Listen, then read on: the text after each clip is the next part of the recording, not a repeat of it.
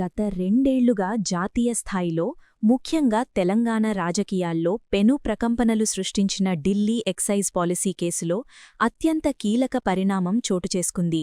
దేశమంతా ఉత్కంఠగా ఎదురుచూసిన ఈ కేసులో సీబీఐ ప్రత్యేక కోర్టు సంచలన తీర్పునిచ్చింది. ఈ తీర్పుతో బీఆర్ఎస్ పార్టీకి, ముఖ్యంగా ఆ పార్టీ కీలక నేత కల్వకుంట్ల కవితకు ఒక అతిపెద్ద ఊరట లభించింది. అసలు ఢిల్లీలో ఏం జరిగింది, కవితకు కోర్టు ఎలా క్లీన్చిట్టిచ్చిందో ఈరోజు ఎక్స్క్లూజివ్గా చూద్దాం.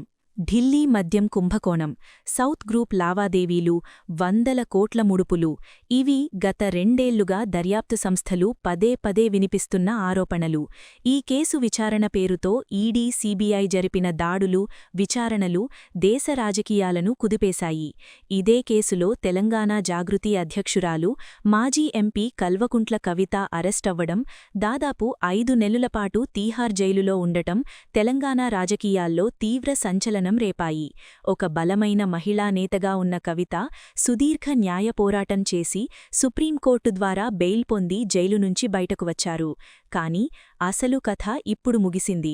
ఫిబ్రవరి 26న రౌస్ ఎవెన్యూ సీబీఐ ప్రత్యేక కోర్టు ఇచ్చిన తీర్పు దర్యాప్తు సంస్థల పనితీరునే తీవ్రంగా ప్రశ్నించేలా ఉంది.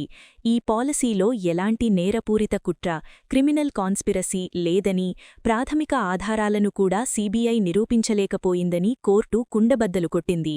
ఢిల్లీ మాజీ సీఎం అరవింద్ కేజ్రీవాల్, మనీష్ సిసోడియాలతో పాటు కల్వకుంట్ల కవితను కూడా ఈ కేసు నుంచి పూర్తిగా డిశ్చార్జ్ చేస్తూ క్లీన్చిట్ ఇచ్చింది.